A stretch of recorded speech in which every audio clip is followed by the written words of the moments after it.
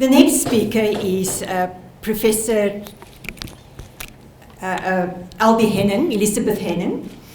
Now, Albie was one of the colleagues who was involved from the very beginning. One of those who sat with me and a few other colleagues to conceptualize the school, to think about the teacher training, teacher education curriculum, to get excited about the possibilities. And then, more importantly, her role then as our leader in terms of research in childhood education on the Soweto campus. I salute her because she really took up the challenge and came up with projects that all started at Funda UJabule School, and Funda UJabule School as the social laboratory. But these projects don't stay with the school.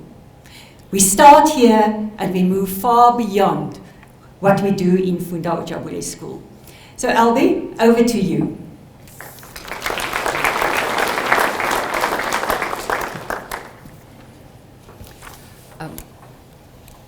Madam Dean, Chancellor, Vice-Chancellor, and all the honoured guests who make us so happy today to talk to you and to tell you what we've done and what we think we may do in future. With your permission, ma'am, I would like to do some slides. The slides I'm going to show you are really a little bit of a motswako. It's a bit of a stew, just to give you a taste of some of the work we did. And I'm not going to talk to them. So here's your opportunity to take a deep breath and just see what we've done. Have a look. Oh, you guys can't see. Well, it's okay.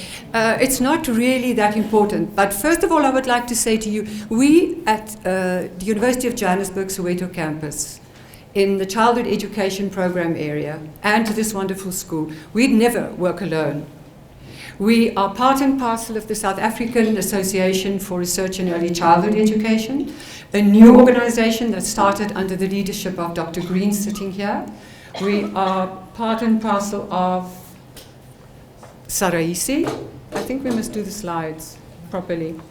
And we run a journal which has of late been accredited, which is now on Saelo, which is on IBSS, you name it. And the next thing, we will definitely be on Thomson Reuters Web of Knowledge.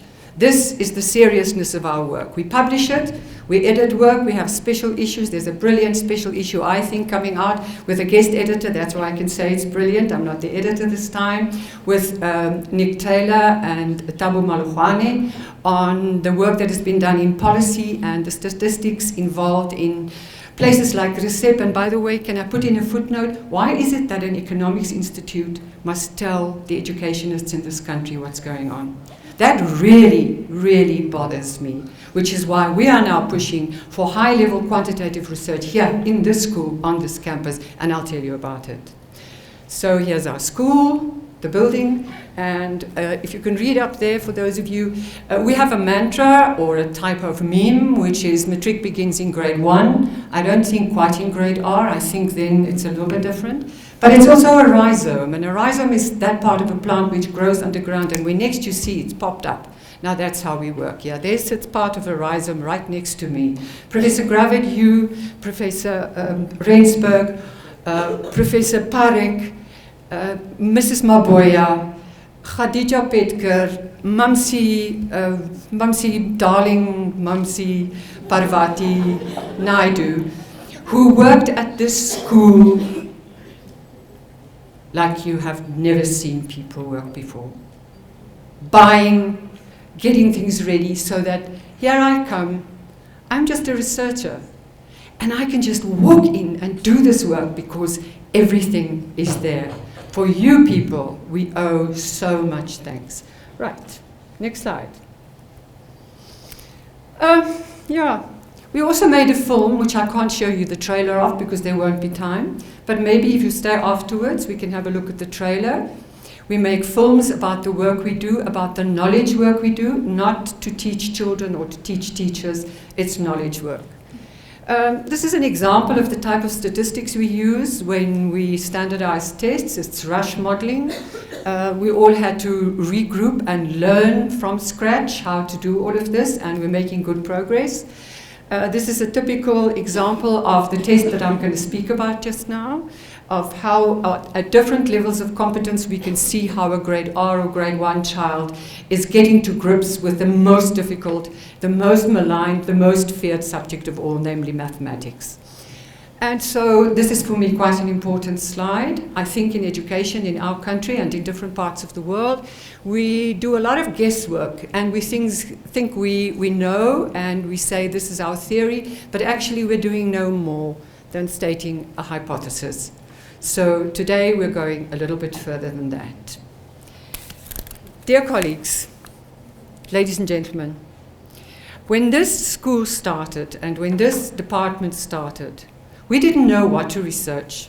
There's so much out there. There's so much research on teachers. There's research on curriculum. There's research on all these international tests. But do we know what our little children in this country do? And so we were quite intrigued by the fact that if we look for something to research, it's staring us in the face. There's a knowledge gap that is so wide, and it's called young children. We do not know our children. We know our teachers, we know our curriculum, we know our policies, but I think, and that's where we started with this t-shirt, we don't know our children. And so we embarked here at Funda UJabule with a program of research that's been going on for 5 years, and in which we try to come to grips with how do they learn maths? How do we assess their maths? What metrics do we use? And so we searched in different parts of the world. We really dredged the English-speaking world. There are many English tests in this country, but they are imported, and they are only in English. And lo and behold, we found a test in Liebe Deutschland, a lovely 55-item test, interview test with pictures and materials, and then started the hard work.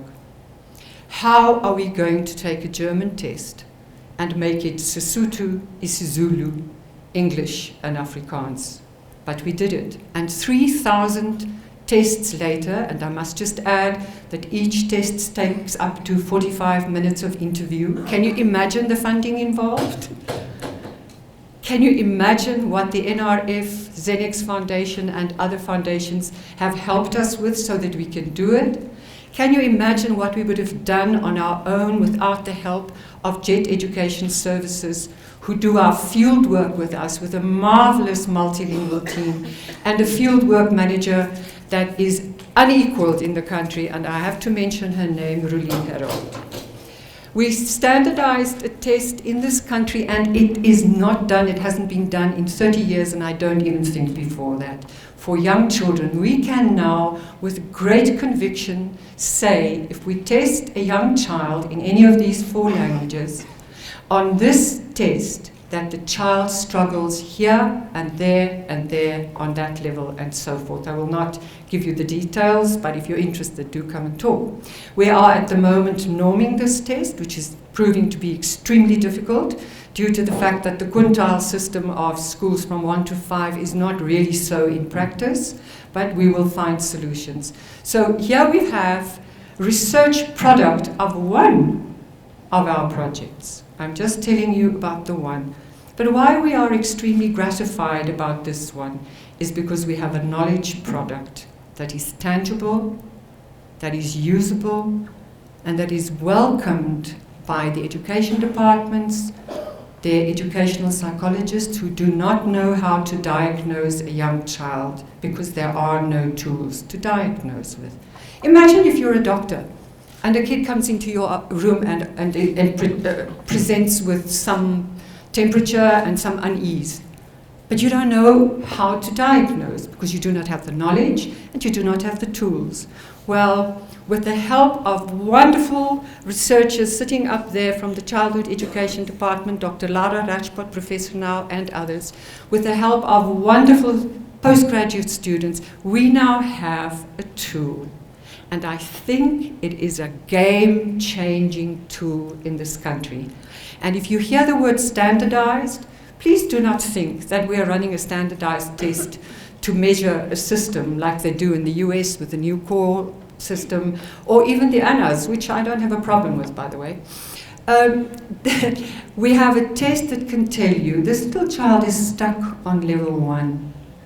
This child needs remediation learning support that will come on this level.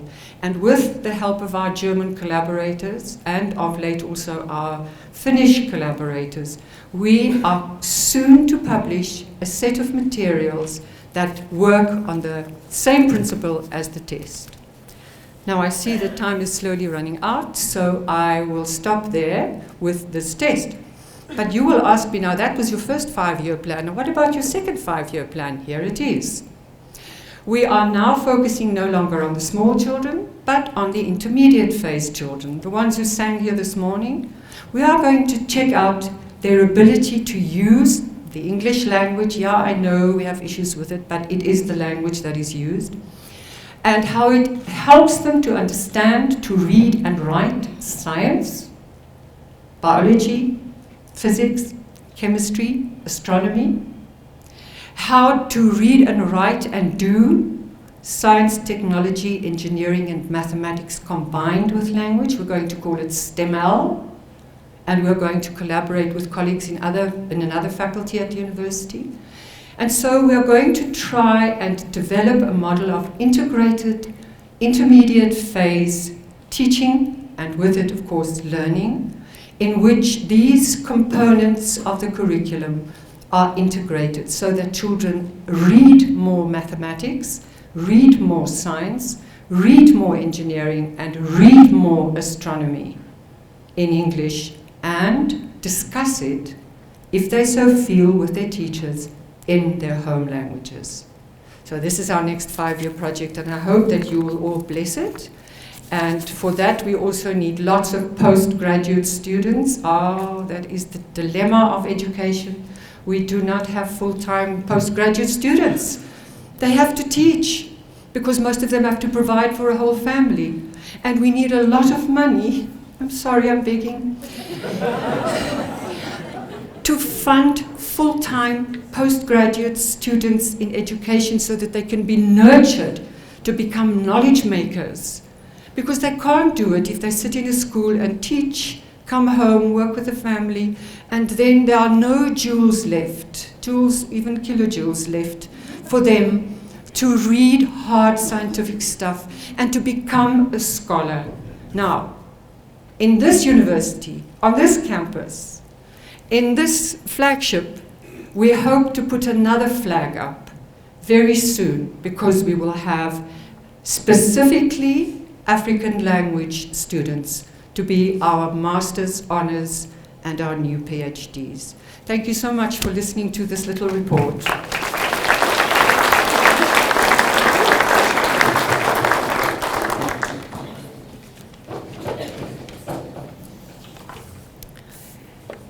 Thank you, Albie. And what Albie did was just to give you a taste of the work, the research work that is being done in the faculty on the Soweto campus in childhood education. The University of Johannesburg. Rethink, reinvent.